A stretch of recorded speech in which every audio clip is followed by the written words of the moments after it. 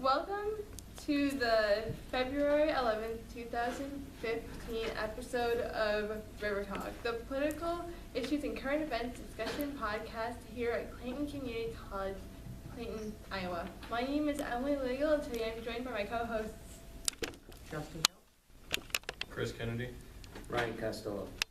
Today we will be talking about the Islamic State, and we will also touch on the terror attacks in France that happened last month. Just this past week, the so-called Islamic State of Iraq and Syria, ISIS, or Islamic State in Levant, ISIL, burned a Jordanian pilot, a captured Jordanian pilot alive. And yesterday it was confirmed that missing American aid worker was in fact killed. According to a publication by the BBC, the Islamic State is a radical Islamist group that has seized large swaths of territory in eastern Syria and across northern and western Iraq. Before we go any further, I just want to make any comments that we are talking about the group itself. We are not talking about Muslims, we are not talking about Arabs, we are talking about the extremists that identify, and we are trying very hard to separate them. Well, we are talking about. We are talking about them, and while they call themselves Islamists, they do not represent the views of the majority of Muslims in this nation or worldwide. Well, yes, I think we read that the greater Islamic leaders or whatever have come out and said that what ISIS is doing is not right, Yeah. and not according to their religion or beliefs. Mm-hmm. So that points out ISIS as a separatist group. Even Al-Qaeda has denounced ISIS as something that's too extreme for even them. This is the Al-Qaeda who attacked the United States on 9/11. They are not representative of all Muslims. Well, I mean, what exactly do you want to touch on? I mean, we know what they do. Yeah. And we know So basically where yeah. they are. I was going to say, you approve of them putting on the news site the video of the guy getting burned alive? No, absolutely not. I mean, well, I'm all about freedom of speech and everything like that, but honestly, torture and fear tactics like that shouldn't be widespread. I think that's what they want. Yeah, obviously. but I mean, on the other hand, it's hard to really, it gives a clear idea of the implications of our actions and what they've been. I mean, we're kind of ostracized, we're putting our heads in the sand if we don't watch things because it might make us uncomfortable or it might make us feel bad.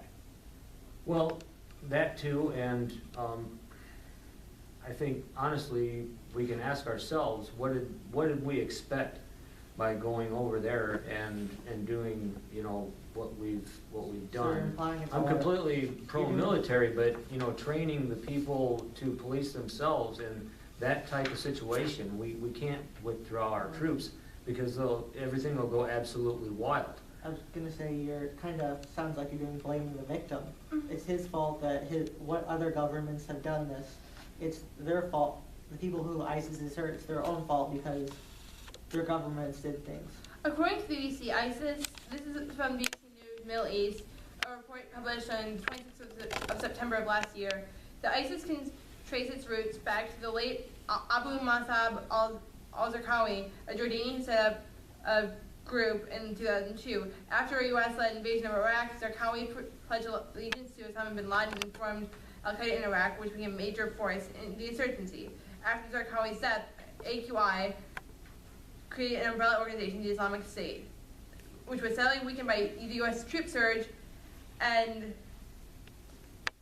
but it was, okay, now, they merged their forces in Iraq and Syria in 2013, and they started focusing back on Iraq at the end of December of 2013 as they push back against the Iraqi forces as the United States withdrew from Iraq.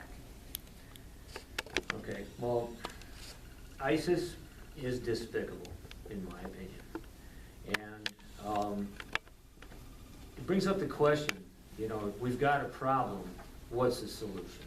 Mm-hmm. That's the big question about this particular group. It's like any other guerrilla fighting group. You know, they use tactics that aren't in, you know, the Geneva Convention or anything like that. So you might not even know who they are.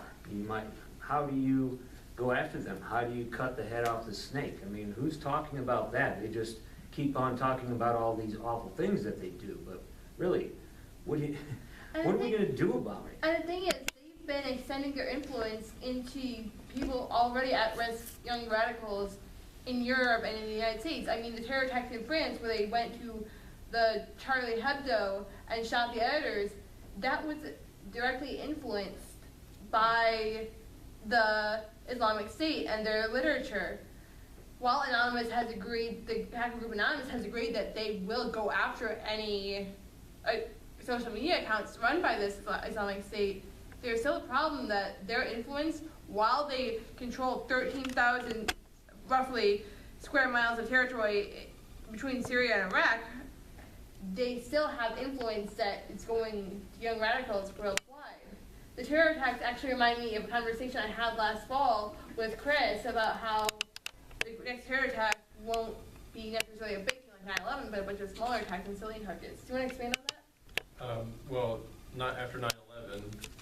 Before 9/11, when it comes to hijackings, everyone, just the status quo was to stay in your seat, you know, don't do anything revolutionary, and the plane would land in a different, you know, airfield, different country, ransom would be paid, you go home, just, you know, more of a business deal with human lives, and Yeah, then like 9/11 changed that. Well, like Iran in the 80s, the It was. hijacking of a plane or whatever. Well, when you talk about this group, we should talk about how the motives and what they want. For instance, an ISIS wants to create an Islamic State or caliphate, which is basically the ancient state that the Muslim. That was ruled. The caliphate is basically goes back to the days of the Prophet Muhammad. Basically, once he had started his religion, he got a group of followers. He went back to Mecca, recaptured it with an army, and then set up a state run predominantly by Muslims. And the two groups of Islam split apart after his death as the two, following two different leaders. I think it was a son-in-law, and then I can't remember. I think it may have been a cousin. They followed an ancient form of law called Sharia law, which, among other things, allowed the cutting off of hands of thieves, the punishment of women for adultery, severe punishment, severe subjection of women, and the full frontal face and hair covering that we now associate with the Muslim groups. My problem, one of my many problems with ISIS, is that recently they announced that girls as young as 9, as young as 9, should be allowed to marry someone who's more than twice their age. It's just, you've served in the military. I found it, they stated their goal is to establish a caliphate such as that. However, it is not impossible to do that using a peaceful method. There's a lot of regional instability. You could do that in a political or passive way. They've chosen to not only do that, but declare war on the West. Before we were in the Middle East, there was still terror attacks. You have to question if these are attacking Westerners because Westerners are in the Middle East, or attacking Westerners purely because Westerners exist. Well, is there a lot of fighting between their particular groups? I mean, because when the Iraq War was going on, we had the Shiites and the Sunnis who absolutely hated each other, and they were like Catholics and Lutherans, basically, that, didn't agree with each other at all, only they used violence. I was going to say, even Syria has denounced it, the actions of ISIS, and sprung from that area. They've been fighting with Syria, which is another Islamic government type Muslim state. Yeah. So, I mean, And that the opens fact a is, whole, and what they said at the beginning, it doesn't represent the views of all Muslims. Most Muslims, in fact, are, if not actively fighting against, passively. But that's, I guess the problem is, you were stating earlier that this is the result of our actions. It's equally important to consider the fact that things that are happening now are the results of our inaction. If we don't do anything, not doing anything is just as bad as doing something. I think the biggest thing that hurt us since 9/11 was the continuation of Guantanamo and torturing people. Our threat today is no less great than it was in the times of the Soviet Union or Nazi Germany. We act like we have this high ground. Oh, we don't do that. We don't torture people. When it comes out that we did, we lose our authority and the conflict only gets worse. I don't think we lose our well, authority. that though. actually, Moral high ground. I there don't think we was- lose our moral high ground. We're still a lot better.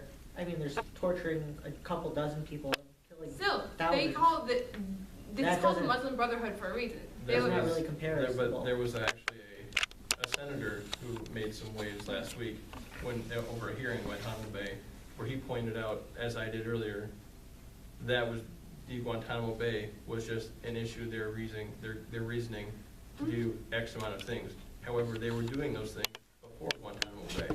They're using it as a scapegoat. It's kind of like So Yeah. you're again, with or without Guantanamo Bay, Yeah, but you are no more the problem is that we live in a very ignorant society. They do not have the best education resources out there. Let's just say that. And even under Saddam Hussein, they didn't have the best education I was resources. going to say, one of the biggest things They're we see using these- nowadays is when a rape victim, we say that it was their fault, they were dressing sexy, or, oh, they went into a bad bar.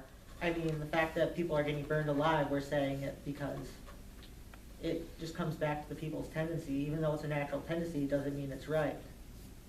We are just blaming the victims, the people that were raped or killed or burned alive or shot. We're not blaming those No. people. We're blaming the people who do it. you have to But keep you're in mind you're why. blaming Guantanamo Bay for it. No, we're blaming the people who tortured people at Guantanamo Bay for torturing when we did not do that in the past. Yes, but you're saying that makes this There's- possible. I mean, They make that. They use that as a recruiting tool. Oh, look what they did to fellow Muslims. Look what they did.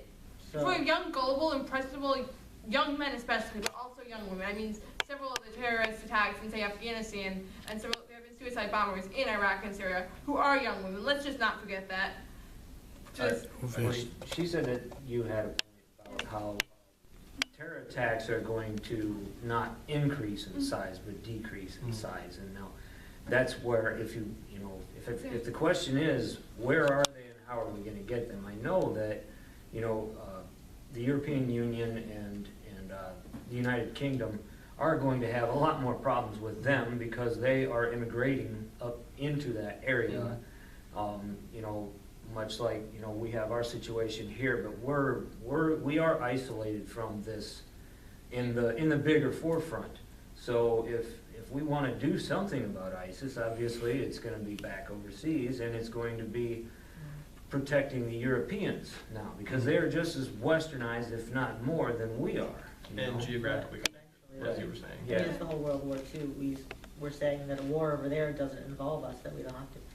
And the thing about warfare and fighting an ideological war, which this is more of an ideological war, a war about information, than per se the actual doings, actual military. I mean, the fact that they can get supporters from all around the world on the internet, they can get funding from all around the world. I mean, we can't just take a military action like that. We need to, the internet cutting off their funding bases, propaganda. I mean, we have to deal with the propaganda, not their troops per se. the one thing my We'll dad never win just a. The one thing my dad told me is we need to get some Muslim cleric, some Muslim scholar who knows the Quran inside and out to get up and speak out and speak to the young people who are in danger of being influenced. People who are on the verge of radicalism but haven't quite made the step to say, this is not what Islam is about. Islam, 5 tenets of Islam that, according to what I've read, are God is the Father and Muhammad is the Prophet, fast on the holy days, give to the poor, pray 5 times a day. There's another one. Okay, but I actually What- described a bunch of Muslim on That's- Facebook. Wouldn't that be, Some wouldn't that be preachers, like, I have told, Has there's it- like 5 or 6 of them Yeah. saying exactly We those need things. to amplify their voices.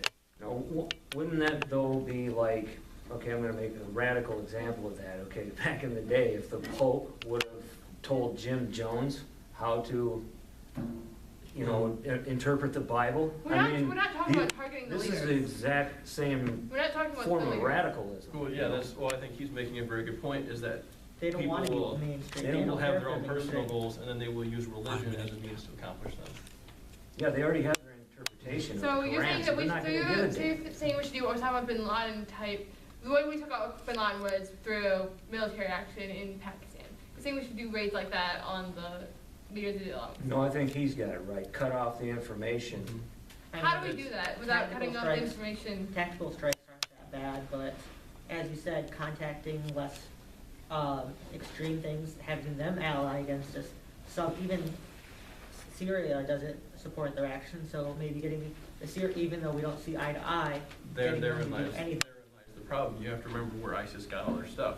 The U.S. was fighting against the Syrian dictator al-Assad. Yeah. So to avoid getting in a direct war, you arm all of al-Assad's enemies. Well, al-Assad's enemy was ISIS and the Kurds. Suddenly you give ISIS a bunch of weapons, which is why they have a bunch of U.S. military issue gear.